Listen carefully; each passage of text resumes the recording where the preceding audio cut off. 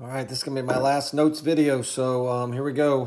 Quadratic formula notes, day 3. Going to be very similar to what we've been doing. Slight change on the last 2, but the first 4, I'm going to go through fairly quickly because they're no different than what we've been doing up until now with the quadratic formula. Again, number 1 could probably be solved quicker by factoring. X plus 4, x plus 5, the answers are -4 and -5. I set it up with the quadratic formula, okay? And then that's going to give me -9 plus or minus. When I type in the square root of all that stuff, I get 1 over 2. All right, so -9 plus 1 over 2 is going to give me -4, and -9 minus 1 over 2 is going to give me -5. So those are my two answers, x equals -4 and x equals -5. Okay, number 2, again, I plug all of those numbers in. Sorry, it's a little sloppy here. I made a mistake when I was writing it out. But we have 8 plus or minus the square root of -8 in parentheses squared minus 4 times 1 times 16 all over 2 times 1. That becomes 8 plus or minus 0 over 2.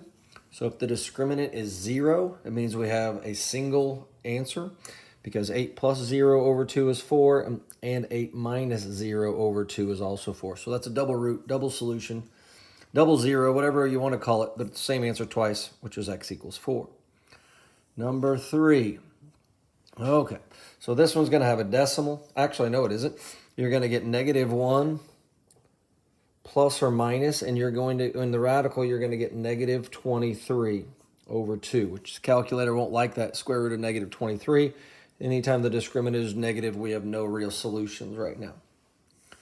Number 4, -6 plus or minus 6 squared minus 4 times 1 times 2 all over 2 times 1. All right, so this one we're going to get -6 plus or minus.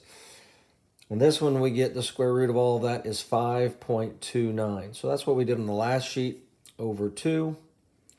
All right, and we're going to get two answers. We're going to get -0.35, and we're going to get -5.65. So those would be my two answers for that one. Okay, number 5. Now, this is the only difference between today and yesterday, okay?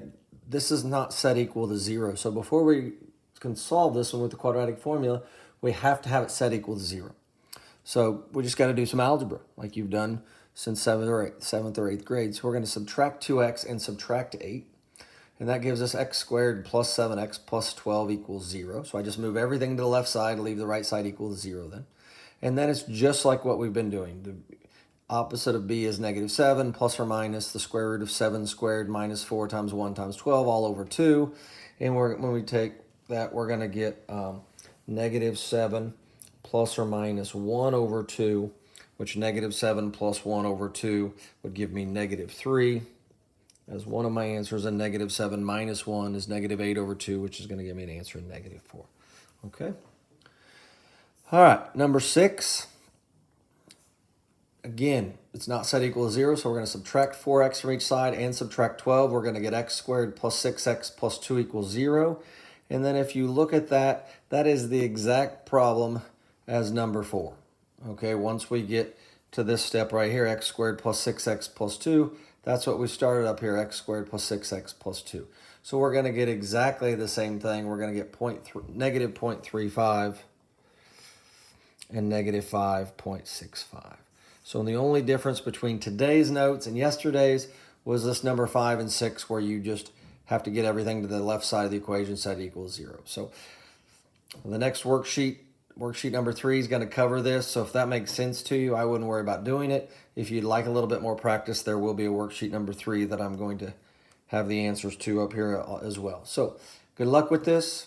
It's time, you can pretty much finish your project, and that's your assessment for this unit. So once you get your slideshow done, send it to me.